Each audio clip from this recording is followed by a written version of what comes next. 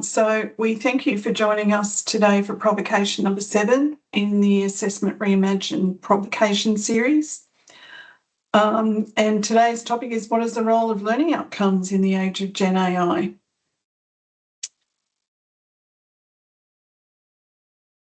So we'll start with acknowledgement of country. So we are broadcasting from Darawal country, where the Wollongong campus for UOW is located. We recognise that our campus is spread across many interrelated Aboriginal communities that are bound by this sacred landscape and the inter-landscape relationship that comes with that landscape since creation. And the rain is giving that beautiful landscape a drink today, which it needs. Our university acknowledges the devastating impact of colonisation on our campus footprint and commit ourselves to truth-telling, healing and education. And we're very grateful today to have Darci join us. What land are you on, Darci? I'm on the Wurundjeri country. I'm normally on Wadawurrung country in Torquay. So, we have our campuses spread across various countries as well. So thanks for your nice acknowledgement of country. Thank you. I'll pass over to Elise. So welcome everybody to our 7th provocation, and tomorrow marks the conclusion with provocation 8 of the series. So thank you everyone for attending today, and for those of you who might be watching this online at a different time. We're really excited to dive into this topic. Learning outcomes have come up across a lot of the series so far, and so there's a real opportunity for us now to spend some time to really dive deeper. And I'd like to take this moment to warmly welcome Associate Professor Darci Taylor, who is joining us today. And I'm just going to stop sharing, that's fine. One second. Okay. Associate Professor Darci Taylor is the Director of Learning Design at Deakin University and leads a multidisciplinary team providing strategic, academic and operational leadership in curriculum and learning design to support the university's strategic agenda. She leads university-wide projects to transform learning and teaching delivery aligned to Deakin's values that support students to thrive. She was the academic lead for the Cloud First project that established Deakin's first approach to online learning, and the Deakin in Design project that developed Deakin's learning and teaching principles that underpin Deakin's distinct model of digital education. More recently, Darci has led the project to develop Deakin's empowering, developing, assuring assessment framework to leverage the opportunities and challenges afforded by generative AI. Darci is a Senior Fellow of the Higher Education Academy and a recipient of multiple Vice-Chancellor's Awards for Teaching and Learning Excellence. Her research interests explore barriers and enablers to students becoming and the impact of teaching transformation on staff. So please join me in warmly welcoming the wonderful Associate Professor Darci Taylor. I'll hand it over to you. Thanks, Elise, and thanks, Anne, for the intro. And thanks, everyone, for being here today. I am on one single screen today here at Deakin Downtown, so when I flip to my slides, it's going to be difficult to see everyone, but please put your hand up and hopefully Elise or Anne will let me know that you're there and you've got a question. But welcome any conversation throughout the session at any time, so don't feel like you have to wait to the end. Okay, so I'm going to share my slides. And hopefully, is that all okay, Elise? Is that the right? Yes, perfect. Cool. Okay, thank you. So thanks for having me here today to talk about learning outcomes. I am the Director of Learning Design at Deakin University, and learning outcomes, I come across them every day, probably like a lot of you in this room, and keen to hear about your experiences with learning outcomes and what you actually think of learning outcomes, particularly in this age of Gen AI. Okay, So you probably would have seen from my provocation blurb that the landscape of learning outcomes is very messy and very complex. And I think that's because learning outcomes serve many different masters. And unfortunately, I don't think I'm going to make it any less messy or less complex today. And I think we need to sort of sit comfortably with that messy and complexity, because things are not binary and things are not easy in terms of our approach to things with Gen AI and possible directions or solutions that we might want to head down. So I'm going to be talking today about learning outcomes primarily from the perspective of their intended pedagogical purpose, and we'll explore in a minute some of the other reasons or purposes of learning outcomes. So I want us to think today about learning outcomes from that lens, and to think about how we might maybe make better use of learning outcomes to support meaningful student learning in a time of Gen AI. So learning outcomes are often used in curriculum design. They inform the way that we teach. They inform the way that we assess students. They are interpreted different ways by students, by industry, by community, by teachers, and this kind of adds to the complexity of it. I'm going to maybe suggest some sort of more radical ideas that we might have around learning outcomes, and then think about what is actually practical to be able to achieve in, the mid to the short term future. So I want us to think about, particularly ourselves, and reflect on the way that you might use learning outcomes, and the collective we may use learning outcomes to support student learning in the time of Gen AI. So think about, are learning outcomes holding you back from doing something that you want to do? How do you currently use them? How may you want to use them in the future? And I'm keen to hear your thoughts about things that I haven't actually covered in this particular presentation.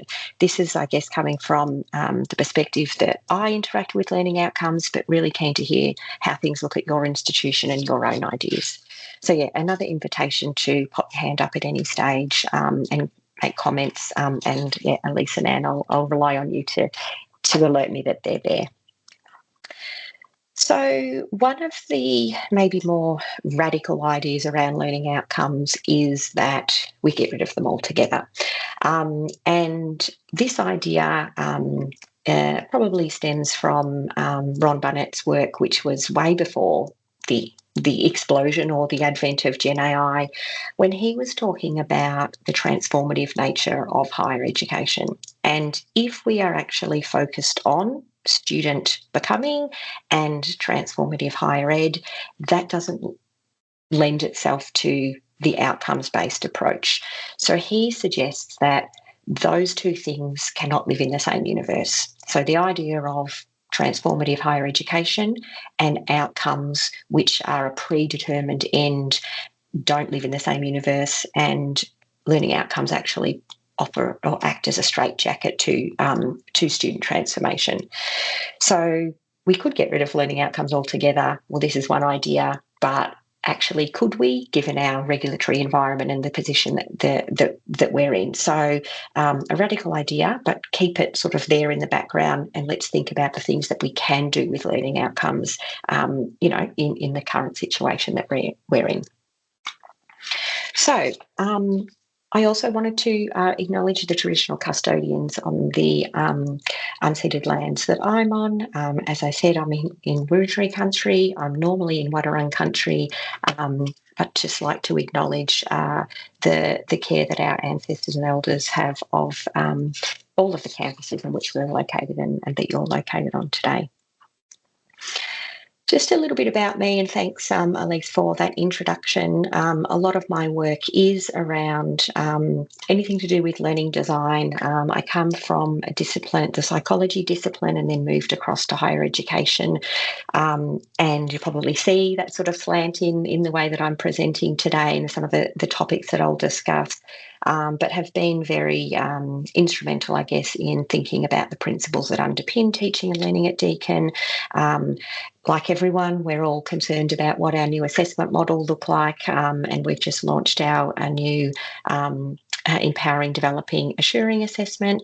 And some of the research areas that I'm interested in are around student becoming and how that can be enabled in higher ed, but also the impacts of all of these changes on teaching staff. So a bit about my professional life and a little bit more about me that you might not know. I love cooking. I love indoor plants. I play barefoot bowls. I'm not very good at it.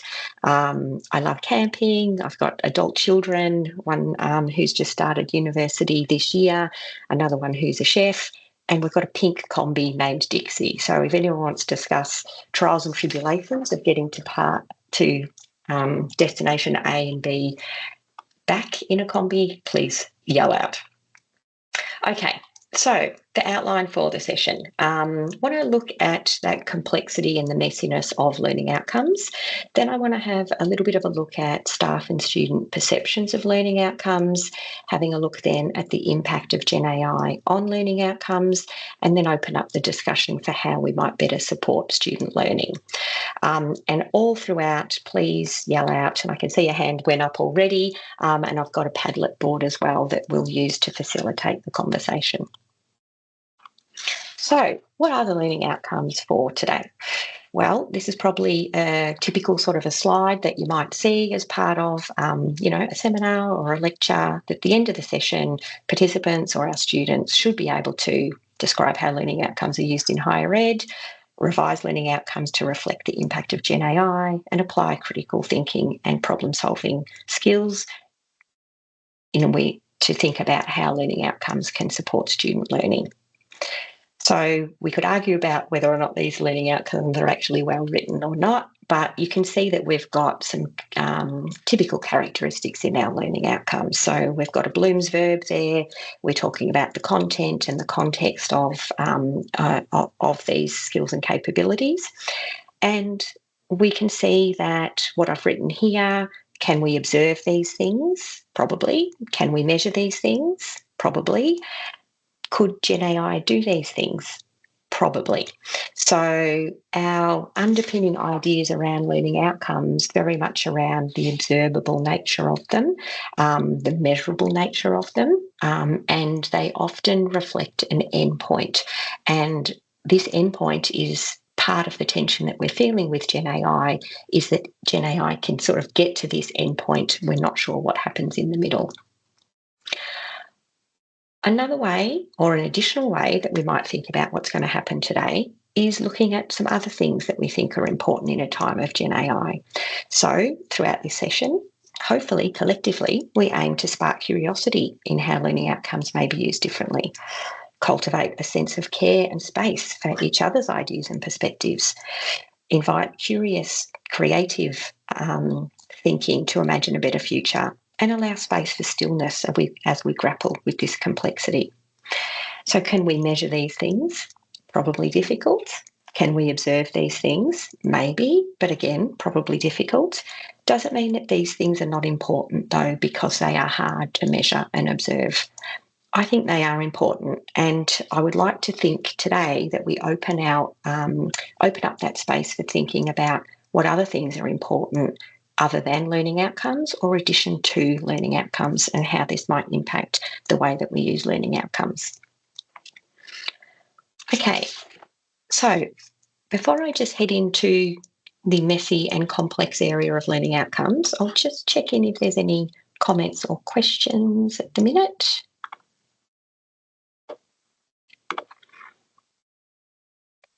Nothing's come through just yet, but we might, Okay. if there is anything, I can encourage people to please use the Q&A to post any questions, or the chat, and we will feed them forward when we break. Cool. Thank you. Okay, so the space of learning outcomes, very messy and very complex. So I want to have a look at what learning outcomes are and why this space is very messy and complex.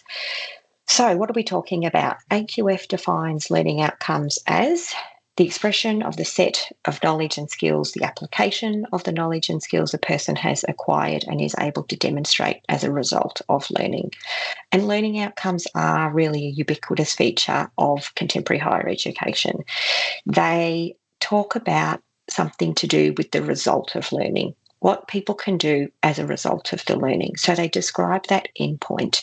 And I think this is one of the things to pick up on today is how relevant and useful is only describing that endpoint to us in a time of Gen AI.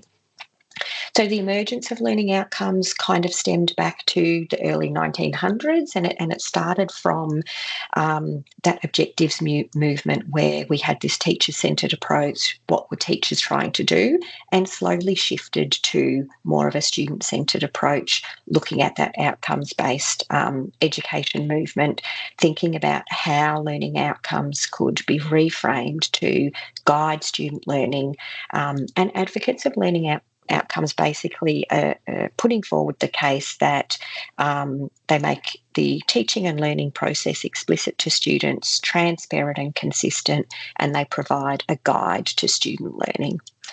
Learning outcomes have got quite a influence of behaviourism, and you can see that in terms of the way that we word learning outcomes in things that are observable and measurable. And I think, again, this is something for us to challenge. Other people say you can't actually prescribe everything that's going to be learnt in a teaching interaction or in a learning environment, because the outcomes depend on the teacher, depend on the student, depend on, the content that you're actually teaching. So we have to ask the question, actually, can we prescribe everything that learning outcomes is suggesting that we can? So before I go any further, I just want to open up the conversation and pop something on the Padlet board. What do you think the purpose of learning outcomes are, and what do they actually do for you? So I've got a QR code there, but I think Elise is going to put the Padlet link in the chat as well. So I'm just going to pause for a minute and ask you what you think the purpose of learning outcomes are, and what do they do?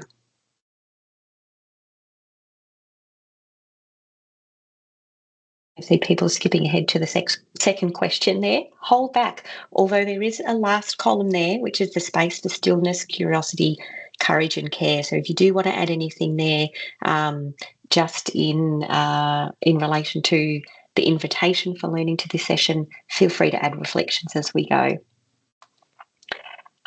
Okay.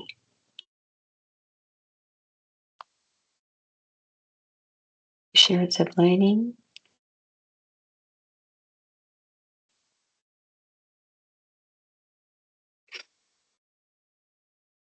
Yes, making universities accountable. That is another one of the purposes of learning outcomes. Providing clear goals for students. The assurance of learning piece. Scaffolded curriculum, yeah, so they do get used as part of that curriculum design process for sure.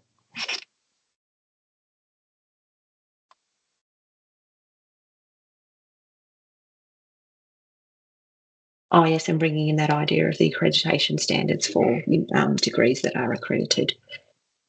Yeah, sometimes it's hard to kind of align everything when you've got accreditation standards and learning outcomes. Hopefully they do align.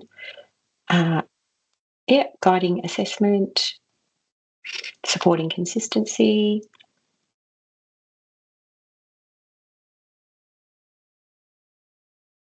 Yep. Again, that accountability notion as well. Okay, so let's continue. Agreed, there's lots of different things that learning outcomes do, and I think that leads to why we've got such a messy and complex space in regards to learning outcomes. So keep moving us along. So in that, in relation to learning outcomes, and I'll show you in a minute here as well, people talk about learning outcomes as being a minefield of terminological confusion. because we've got so many levels of learning outcomes and they are serving lots of different masters. They're communicating to students, they're communicating to government, they're communicating to industry, they're used as a curriculum design tool, they're used as student-facing, they're used in lots of different areas. So it's really quite difficult to tease apart the actual impact of learning outcomes because of those different levels and the complexity. We'll try and walk through a little bit, navigate a little bit through that uncertainty. So here's, I guess, an explicit example of that complexity. So when we're thinking about how learning outcomes are used in curriculum design, often they're associated with that backwards design process or methodology and constructive alignment. And we often start with these umbrella graduate learning outcomes or graduate attributes, and these are more sort of those generic types of outcomes that represent or try to communicate valued knowledge, skills and capabilities that are demonstrated by the student at graduation. We then come down to course learning outcomes, and course learning outcomes are usually trying to communicate what the skills and capabilities students have by completing, a particular program of learning. And these often reflect those threshold standards that we sort of benchmark across universities and are very much influenced by the AQF framework. We then have unit learning outcomes or subject learning outcomes, and sometimes we also have weekly or lecture or seminar learning outcomes that are related more to individual teaching activities. These then filter down and should structure or allow us to devise what are those teaching learning activities to meet those outcomes, and then again this flows through to assessment. So in that constructive alignment, we're hoping that we're trying to design for that whole system to talk to each other and to be in alignment. And we see learning outcomes in many different formats, I guess. We have them in, our handbook, our public-facing handbook. We see them in unit guides. We see them in assessment task instructions, in marking rubrics, in lecture slides, in our learning management system, etc. So we've got lots of levels of learning outcomes. And maybe do we need them all? What is each of those different purposes for? If they each communicate different standards to students, how do students know which ones to pay attention to at which stage in their journey across a course? So should they be paying attention to the CLOs or the GLOs in day one of the university? Are these helpful in guiding student learning day to day? How do students make sense, or even staff make sense of all of these different levels, and what are they communicating to students? So I think we need to question in terms of learning outcomes is, do we need all of these different levels, and what are each of these levels of learning outcomes trying to do? This complexity is a known thing in the area of learning outcomes. And Rachel Sweetman back in 2019 tried to kind of map out how do we understand or make sense of these different levels of learning outcomes. And she developed this framework that I think is useful for us to think about in terms of Gen AI and learning outcomes. So she basically mapped out how learning outcomes work across 3 axes. So axis 1 is in terms of their nature of the learning outcomes. And we've got a continuum here from results-oriented, fully ended, measurable, pre-specified learning outcomes to learning outcomes that are more process-oriented, a bit more open-ended, a bit more maybe difficult to measure. On axis 2 is we have a look at their purpose or their use. At one end, down the bottom here, we've got the purpose of learning outcomes as being part of our educational activities. A lot of you put in that Padlet there around this being transparent to students, what are their goals. And then we've got the other end of that spectrum around accountability and oversight. And again, you guys spoke about some of those in the Padlet just before. And then we've got this axis 3, which is having a look at the scope of them and the level of complexity of learning outcomes. So they can be very specific to an individual teaching event, or they can be much more generic in terms of relating to that whole program or that degree. So kind of at that level of graduates or course learning outcomes, all the way down to that level of individual teaching events. Now, Sweetman argues that when we're up in that sort of top right quadrant there, we are very much focused on the product of learning. She suggests that when we're up there, we're talking to students actually as typical students, emphasising sort of graduateness and genericness, thinking about talking about to students as consumers, whereas when we're in this bottom left quadrant, it's much more focused on the process of learning. So I want to come back to this kind of product process idea throughout the presentation today, and to get you to think about how we're treating learning outcomes at different areas in the same or different ways. Are we clumping all of these product and process learning outcomes together? So in your role that you've got at the moment, I know we've got sort of a diverse group here, and thinking about the different types of learning outcomes according to these axes, can I ask how, if at all, you interact with learning outcomes, in your job, in your role? What are the common things that you do with learning outcomes, if at all? How do you interact with them? So again, I've got the Padlet there, but also happy to hear just from people about the way that you actually come across learning outcomes or interact with learning outcomes in your role.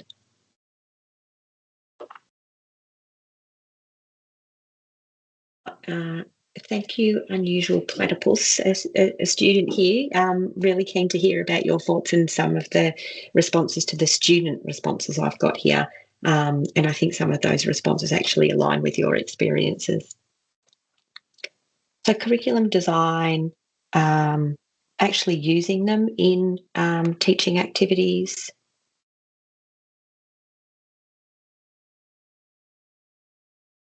And again, that idea of kind of accountability coming through here as well. So yeah, lots of different uses of them. It's kind of like we talk about learning outcomes as just this holistic, homogenous kind of thing, but there's actually a lot of variation in the way that they're used. And I think part of the teasing of the usefulness of this conversation is kind of teasing them apart. Okay, I'm going to keep going. Just have a look at some of those staff and student perceptions of all of those different types of learning outcomes. So remember, I'm kind of really just going to focus on here the purpose of learning outcomes from that pedagogical perspective in terms of the impact that they have on student learning. And proponents of learning outcomes say that they actually do guide student learning and are meaningful for student learning. Unfortunately, the data or the research is really quite mixed on whether or not they actually achieve that goal, and I think it's because of the complexity of what we're looking at here. So just back to Rachel Sweetman's work, she interviewed staff, and this is from Norway, and just a couple of example quotes here from her paper around staff perceptions of learning outcomes. In her interviews, she found that most staff didn't actually have any awareness of learning outcomes. A lot of people saw them as a tick-the-box sort of bureaucratic exercise rather than seeing learning outcomes as actually useful for their teaching. So in relation to that Axis 1, the nature of learning outcomes, staff had difficulty using learning outcomes because of the content that they were actually teaching, and they also wanted they didn't really want to be too explicit in learning outcomes because they wanted students to also fill in the gaps.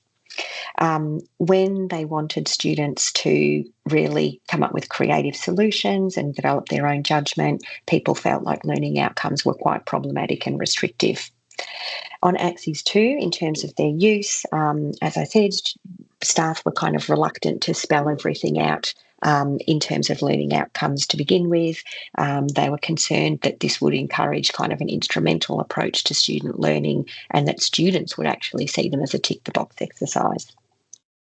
And then in terms of Axis 3, staff had kind of difficulty in reconciling that product versus process. So the learning outcomes out here in terms of the product, but actually how did they inform what was happening on the ground? So we see some challenges here with staff's perceptions of learning outcomes. So just back to that framework that Sweetman proposed, even though those axes that were there kind of give the indication that learning outcomes exist on a continuum, her results actually showed that there was kind of a sharp difference between product learning outcomes and learning outcomes that focused on process. And I'd like to come back to this again at the end to think about how might we use each of these types of learning outcomes better or in different ways in a time of Gen AI?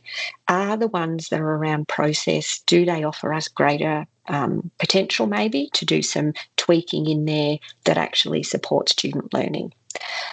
So in terms of what do students think about learning outcomes, I'm just going to draw on some work by Trina Georgia-St-Jaw and Bev Oliver back in 2018 that was done at Deakin, and they were looking at more of those product-focused learning outcomes.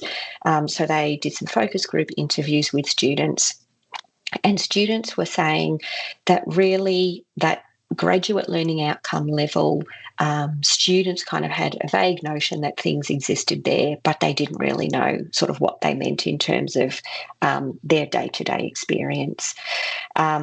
Students had more knowledge, I guess, or engagement with course learning outcomes, but they didn't see them helpful in terms of how to get from sort of where they are now to achievement of those course learning outcomes.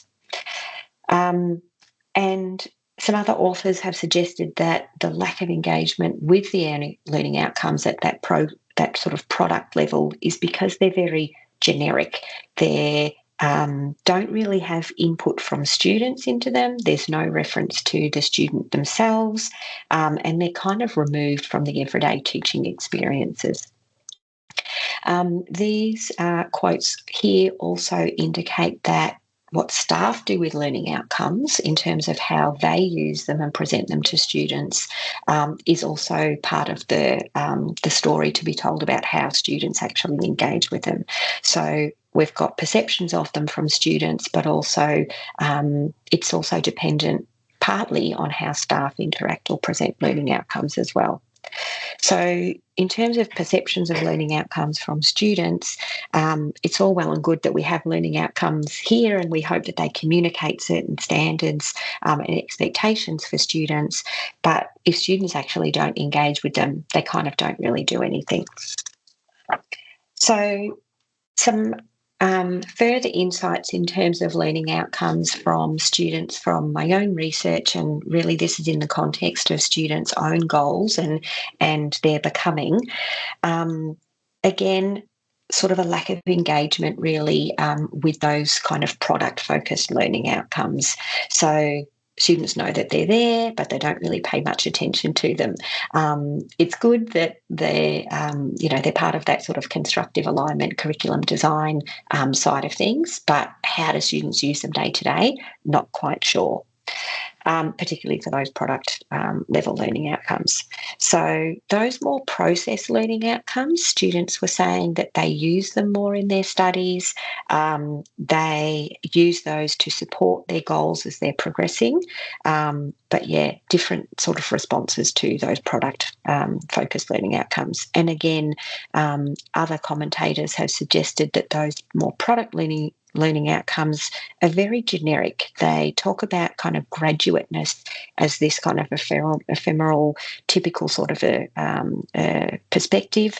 They're not really tied to the individual student, the discipline that the student is studying, and their own personal goals.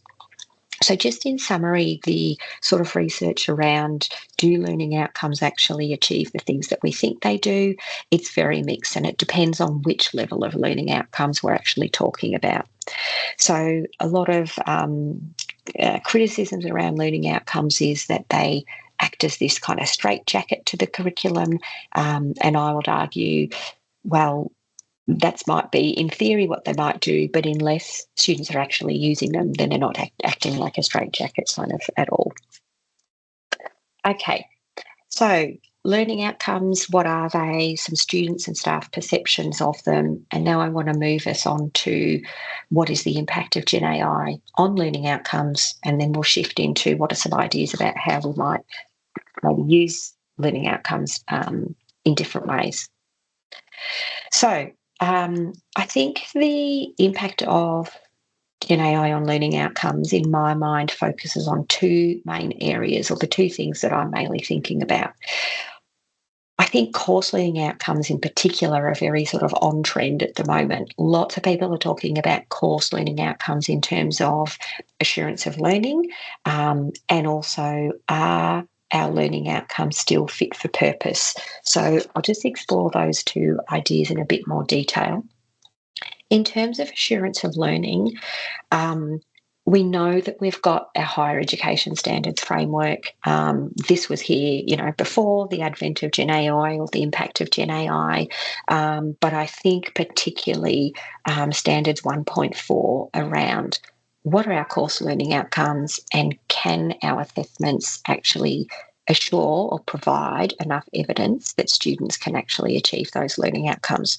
So I think there's a lot of intense attention and scrutiny about, are we actually meeting this threshold standard in relation to course learning outcomes and assessment design? The other thing in terms of why course learning outcomes emphasised is, I think, because of some of the approaches that we are seeing across the sector really take that approach, or suggest one of the approaches that we take is that course-wide approach. So you're probably familiar with Jason Lodge's work around the enacting assessment reform in a time of Gen AI, the three pathways that are suggested there. Pathway 1 is really looking at that course level assurance. Pathway 2 is looking at individual sort of unit assurance. And then even pathway 3 has kind of got that hybrid notion. So very much attention to course level learning outcomes in relation to assurance of learning, and rightly so. The other thing that I was just hinted at the slide before, in terms of the second impact that I see Gen AI having on learning outcomes, is really us questioning, are they still fit for purpose? And I think there's a few different threads that are leading to us to ask these questions. People might be familiar with the Australian framework for AI in higher education, and again, drawing on Jason Lodge's work here, a number of principles in this particular publication, but Principle 6 talks about the need to transform what we're doing in light of the transformed world of work. And they're explicitly saying that we need to review curriculum and update our learning outcomes to reflect those changing needs of industries. So we're thinking about, do our learning outcomes actually reflect changing industry expectations or the new world of work in relation to the impact of Gen AI? We've also got work coming out of other areas in terms of the shift in the workforce related to Gen AI, but also that the cliff between graduates, expectations of our graduates, and new expectations of the workforce. So this is some work coming out of the Digital Education Council, and it is saying that before Gen AI, we kind of had this smooth sort of trajectory that students or graduates would move into more of those early entry jobs, and their expertise would gradually increase into that strong sort of expertise that is the professionals. What they're suggesting now in terms of the shift because of Gen AI is this gap where we have got graduates graduating with certain skills, and the expectations from employers of what students actually need is actually above. You can see that gap there. And the other week, I heard Peter Davis from the Business Council of Australia talking about expectations from employers. And she was saying that employers have very high standards. They have an expectation that our graduates will have incredible human skills and great AI literacy skills. So they're hiring students, wanting those students to be change agents in their organisation, and there is this really increased expectation potentially from employers about what our graduates can actually do. So if we think about what our course learning outcomes indicate in terms of those threshold standards, the question is that calibration still right in an age of Gen AI? For those that follow Future Campus, you might have seen an opinion piece the other week around where is that standard, where should that standard be? And this is some commentary from Prue Laidlaw from Charles Sturt University, saying that we universities really never should be in the place where we are covering all professional knowledge and everything that a profession should do. Our AQF sets us at a benchmark where students from a bachelor's degree anyway have this broad and coherent knowledge. And she is suggesting that we really need to be thinking about where that standard is and around those capabilities that universities need to be responsible for, and then what should be happening in the workforce. So we've kind of got these maybe changing notions of what should be happening and the expectations at that course level that'll be impacting our learning outcomes. The other thing with our learning outcomes is us starting to question, are they actually reflecting the things that we value? So the Castlereagh Statement, which is a green paper that talks about how can the higher education sector together have a coordinated response. And some of the things that are raised in this statement are around we need to change and transform our education system to be focusing on those enduring dispositions and capabilities like compassion, curiosity, creativity, collaboration, and courage. And these are the things that we don't see written into learning outcomes. I haven't seen learning outcomes that include things like compassion, maybe collaboration, but things like courage. So I think we're starting to reflect on, are our learning outcomes actually communicating and reflecting the value that we have in some of these other human capabilities that are becoming more and more evident and important in light of Gen AI. The other thing in the Castlereagh Statement, and you would have seen it elsewhere, is this focus on the process of learning. So the learning outcomes are very much written in the product of learning. And if we think of that kind of continuum, or at least the product versus process, they're emphasising different things. So if we want to focus more on the process of learning, what does that mean in terms of the way that we express our learning outcomes? And do we need to change them, or is there something else that we also need to be using? So just continuing on with that idea of the process, some people are already doing some great work here to try and surface what is that process of learning, how might we capture it, and how might we assess it. And Naomi Winston's work that's just been come out recently, I think provides some really good examples of it's not just changing the learning outcomes, it's actually changing the whole system as well. So if we want to focus on the process of learning, yes, we've got to change the learning outcomes, but we've also got to change our assessment design. We've also got to filter that through into the marking rubrics. So that idea of process is important all the way through. So thinking about that constructive alignment, if we just tweak the learning outcomes, that's not enough. What are the other areas that we need to do reforms for to better communicate what we value?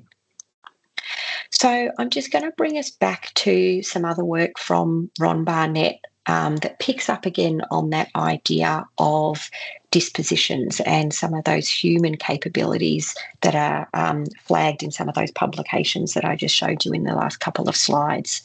So this idea of kind of these human-centred skills and human capabilities is not new. So Ron Barnett has been talking about the importance of those for over 20 years, but it's kind of a renaissance of those, if you like, at the moment, because these are the things that people are really talking about.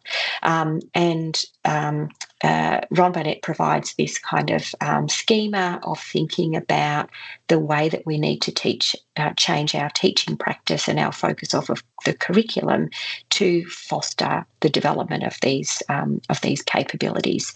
And he suggests that we really need to be moving into more of this high risk curriculum and pedagogical strategies where there is uncertainty, students are dealing with dilemmas, and moving away from the idea of everything being sort of simplified maybe with outcomes already predetermined, which is kind of in that top left box there. So the idea here is that in a world of complexity and uncertainty, we need to be cultivating these dispositions. And I would argue that we are in that sort of super complex environment. And what does that mean, not only for learning outcomes, but for the way that we teach and the focus of our curriculum? Okay, so what are people doing in terms of reviewing their learning outcomes? And I think across the sector, there is this growing recognition and movement that we need to review our learning outcomes. And I've just got a couple of examples here, one from Monash and one from Griffith University. And Monash is doing the work around reviewing their learning outcomes and trying to kind of differentiate what students can kind of do with Gen AI from what students can do without Gen AI, what kind of learning outcomes, or how can we communicate what students can do collaborative versus individually. So there is some movement across the sector. How much movement? Well, I asked Copilot, are there other Australian universities that have incorporated Gen AI into their unit or subject learning outcomes? And Copilot thinks maybe not so much at the moment, and the impact or the influence or incorporation of Gen AI onto course learning outcomes is still emerging and not yet standard practice. So this is what Copilot thinks anyway, how far we've got. Okay, so just a moment of pause and reflection, and I'm nearly finished as well, but just want to hear about what people think in terms of their current CLOs.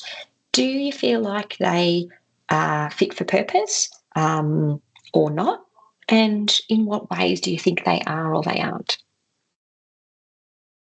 I'll keep moving us along because I'm just looking at the time.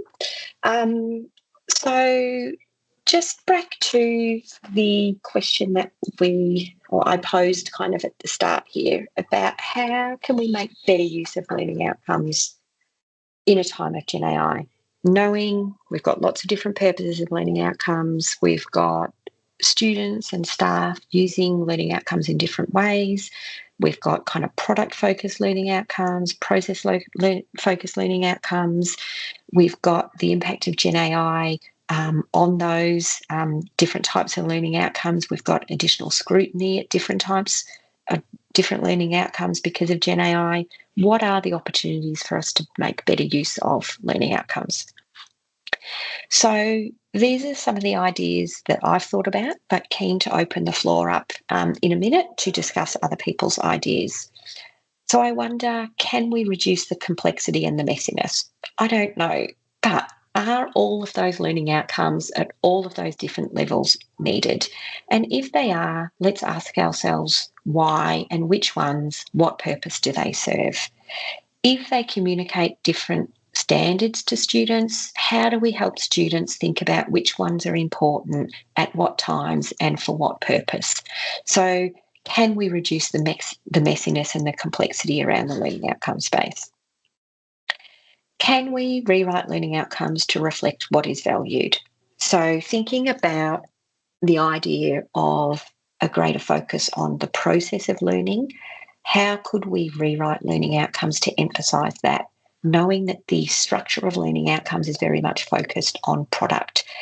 Do we need something else that we can also emphasise the process of learning? So the black box assessment idea, the invitation that I had at the beginning of the session in terms of those, wanting to encourage curiosity and care alongside trying to achieve these learning outcomes. Can we rewrite learning outcomes to reflect Gen AI literacies and capabilities? And how do we differentiate those human dispositions that are important from those dispositions and skills that we want students to demonstrate with working with Gen AI? What are those human dispositions that are important? Is it compassion? Is it curiosity? Is it creativity? Is it adaptiveness? What is it that we're trying to articulate here?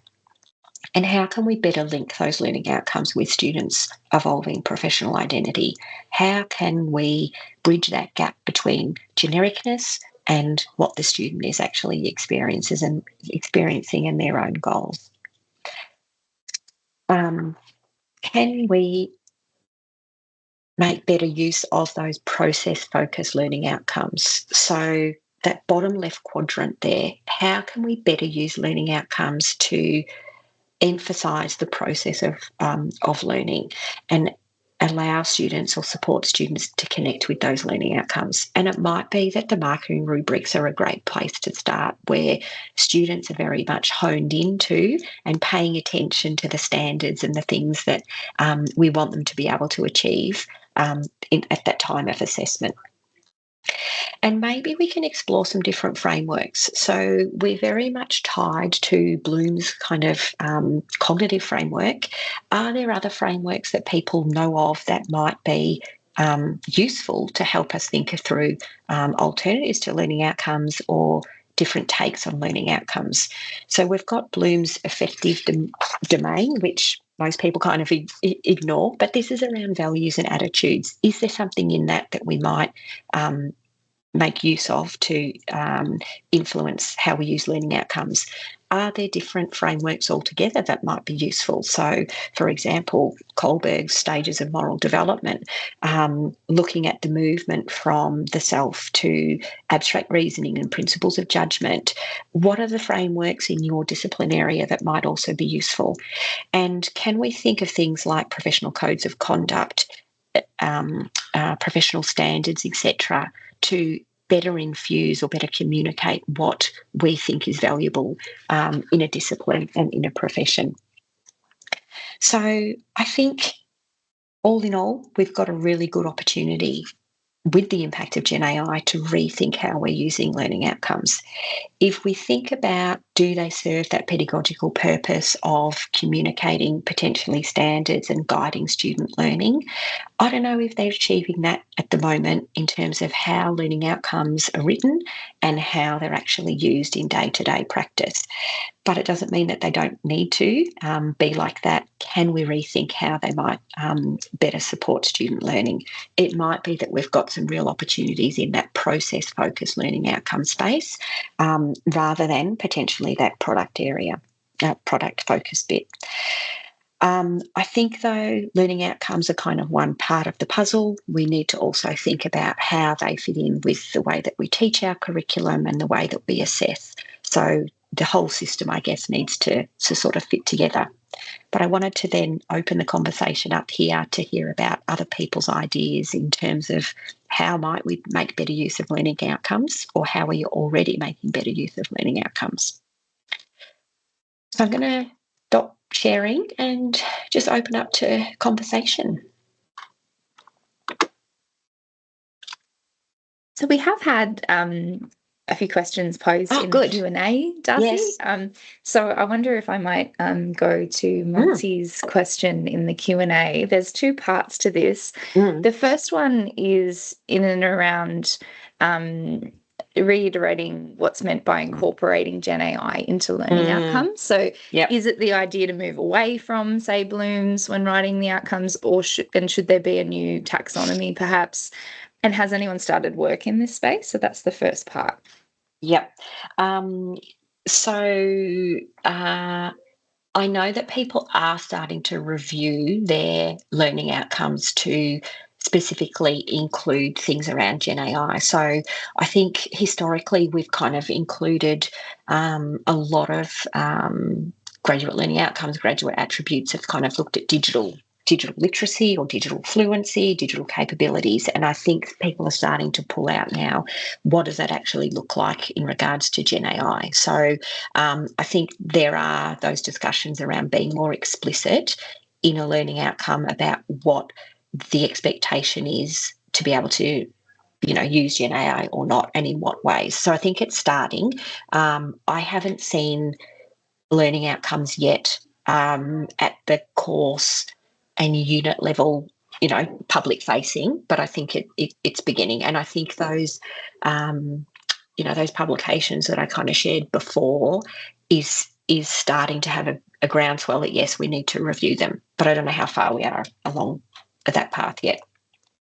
Bloom's taxonomy, it's a good question. I mean, it's been useful so far. Is there something else that we might want to use?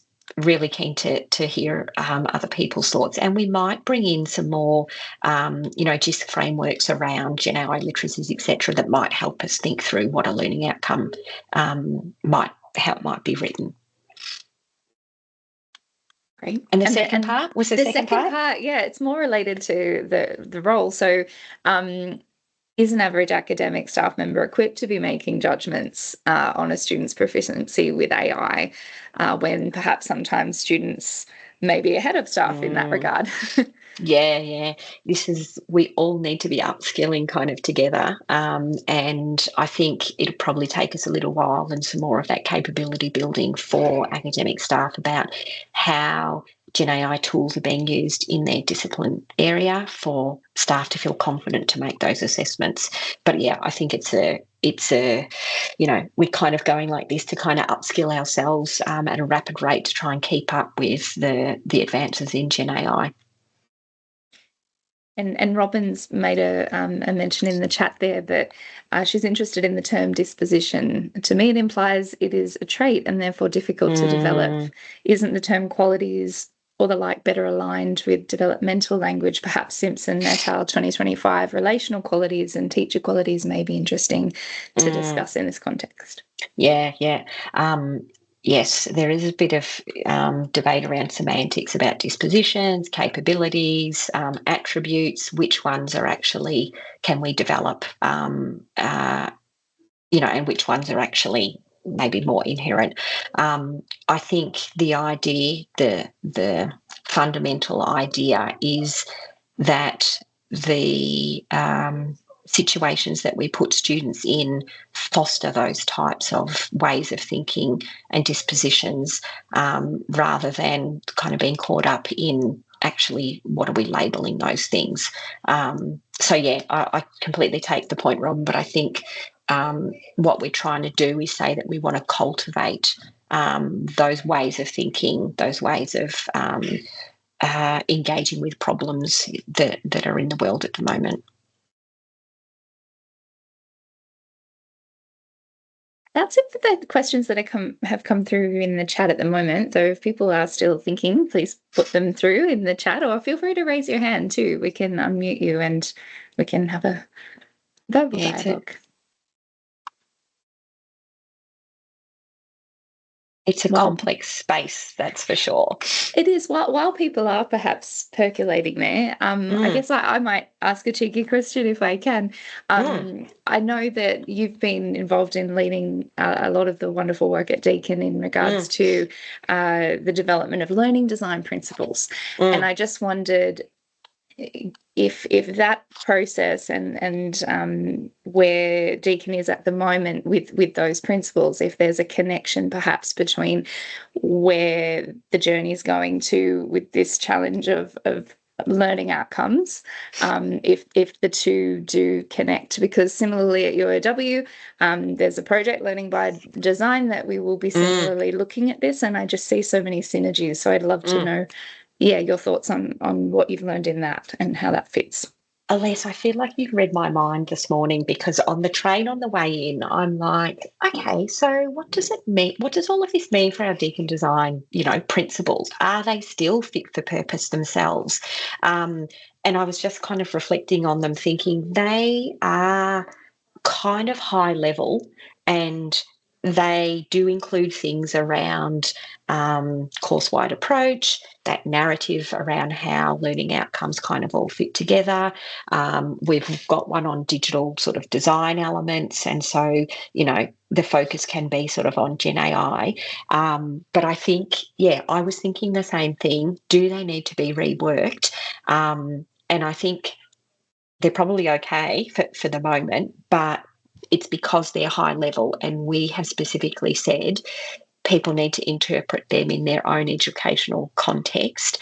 And I think, if you're looking at the development of Gen AI skills and capabilities, then the digital one can kind of fit in there. But I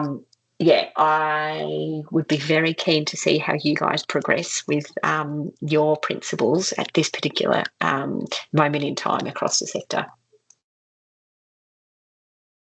Thanks, Darcy. Any other questions?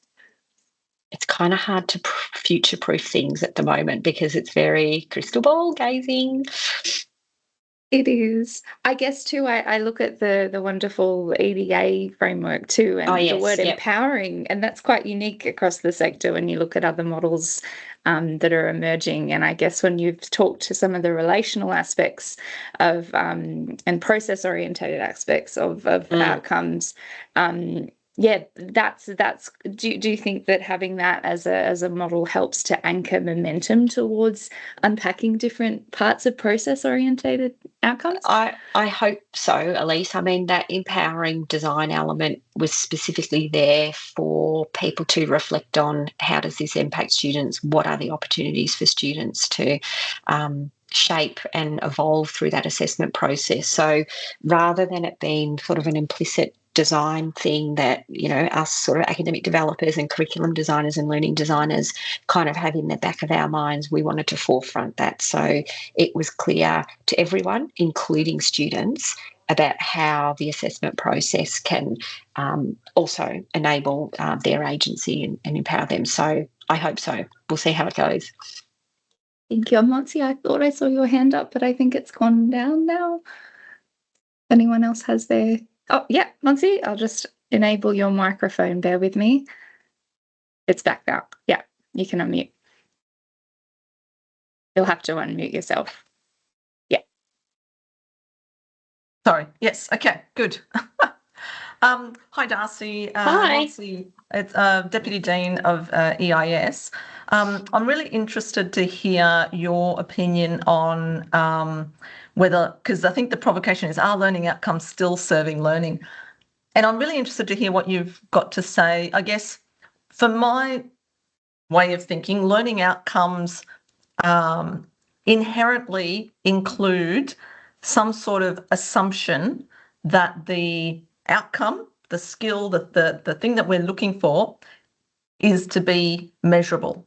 It must be something that is measurable, right? So we can measure whether the student, and that's I asked the question about what about in the event when maybe staff are not capable of assessing the AI proficiency of students. But if going forward, it's going to get harder and harder to measure a learning outcome of a student, given I'm sure you're aware of the there was a article published, but I'm pretty sure Deakin researchers around wearable AI in exams, where AI glasses and earrings, wearables, so pretty soon it's going to be impossible to detect what a student has done as opposed to a student plus technology. So differentiating the student from the student plus technology.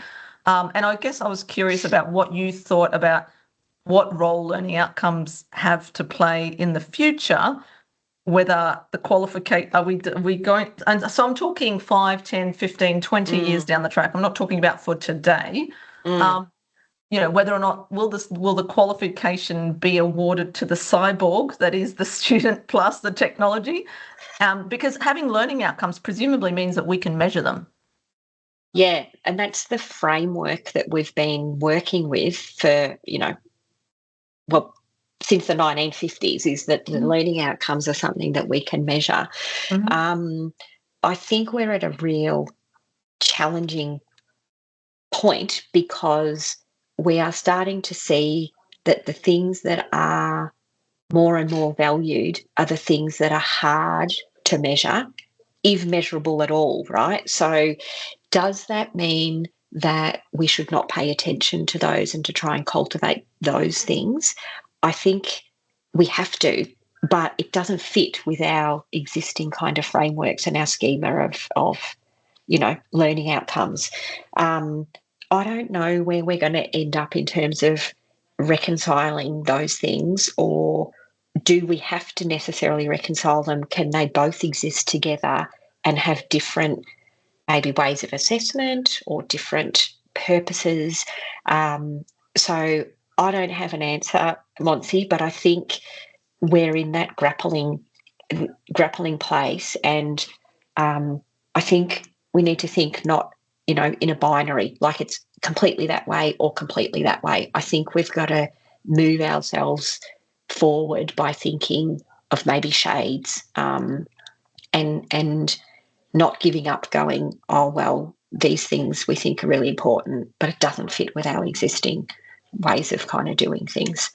But yeah, I mean, it would be great to look back in 20 years' time and go, yeah, where we actually end up. But I think it's a real challenge to start thinking about how we do that assurance piece, and what is actually authentic to say you ring fence so you don't have any tools to do, anything. So I think, I can't remember if it was Phil who was talking the other day. Oh, actually, I think it was Jason saying, the way that I work, I've got my slide deck here as a tool to help me think and, structure my conversation.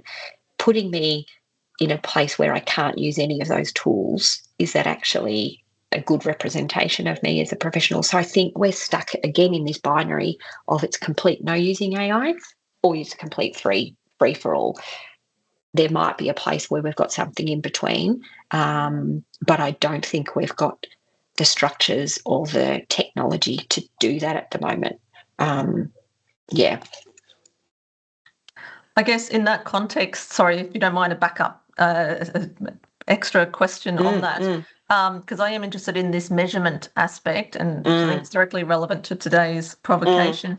I guess part of what I think I wrote earlier is about the accountability. So it's not just about being accountable to students to say, hey, when you come here, you will learn X, Y, Z. It's about saying to society, for the $15 billion of taxpayer funds you give to university every year, when we produce a medicine graduate, they will have this. When we produce an engineering graduate, they will have this. So there comes a point in time where I guess we're going to have a risk-based approach that we could potentially be graduating someone that doesn't meet those standards if we've been unable to measure learning outcomes correctly. And I think each individual organisation at this point in time needs to think about what their level of risk appetite is in terms of assurance of learning. How much assurance do we want?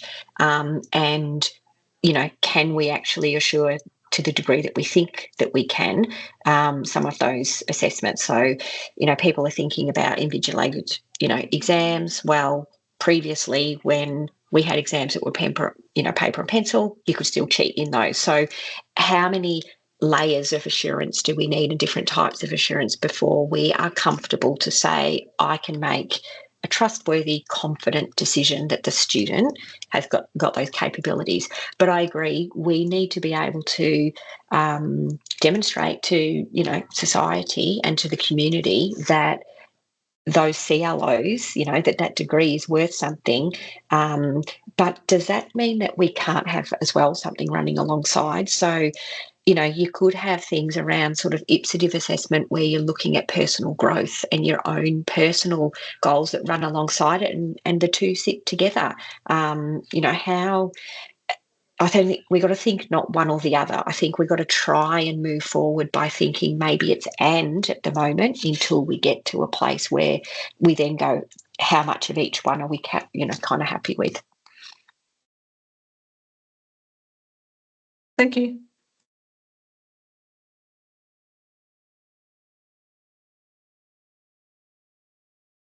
I'm going to sneak in a question if that's okay. And it's probably following on from Monsi's point. How do you see us or the challenges in approaching in upskilling the broader academic workforce to be able to cope with this? Because while some of us have education degrees on top of other things or have done extra courses and are very passionate about the teaching and learning space, we also have a number of academics who are tasked with teaching, but are not necessarily engaged with this whole argument. They'd rather be given, everything. It's all sorted out by someone else and you just go and deliver this. What sort of, and we're noticing those changes too with generative AI, particularly where people aren't confident or comfortable with technology.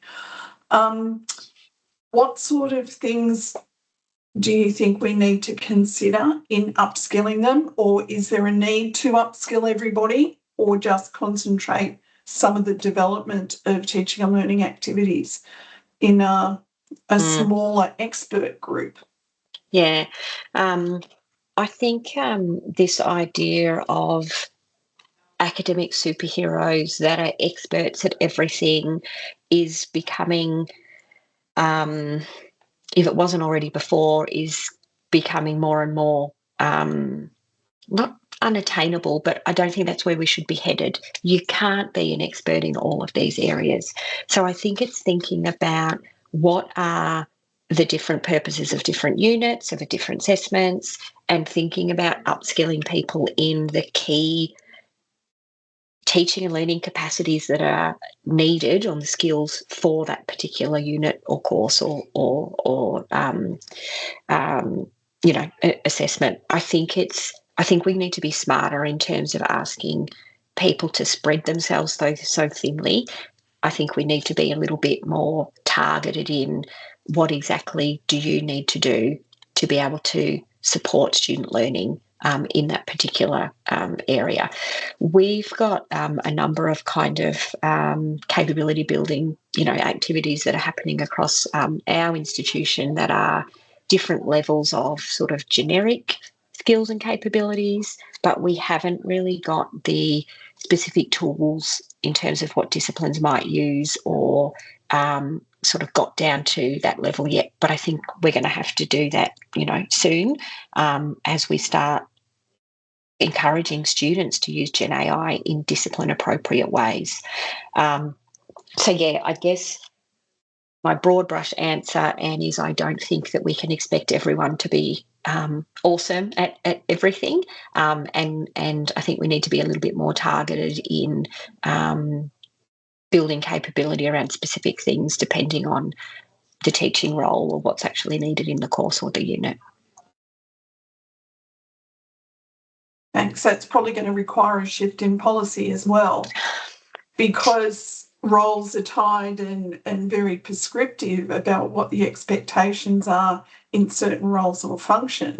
And they're tied to that academic superhero. It's a really nice way of phrasing it.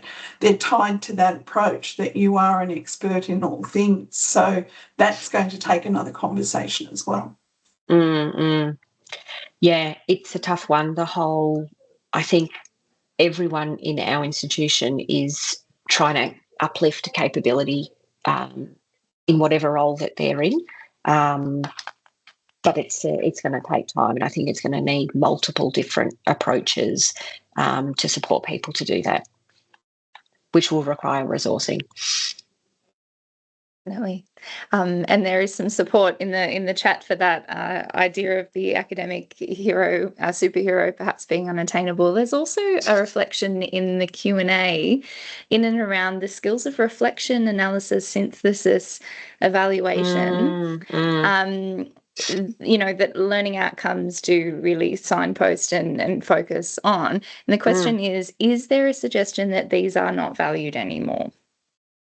No, I think they are completely valued. And I think it's bringing them to the fore more, whether it's in the learning outcomes, whether it's in the way that we structure our teaching.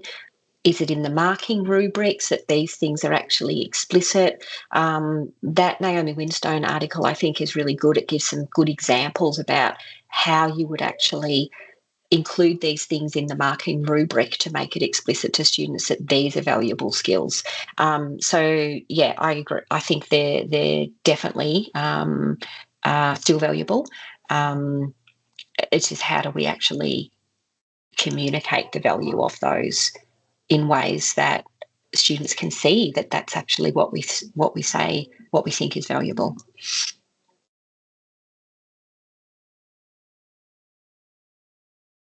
Any other questions for Darci? A few people have had to jump off to go to other meetings. So, Yep.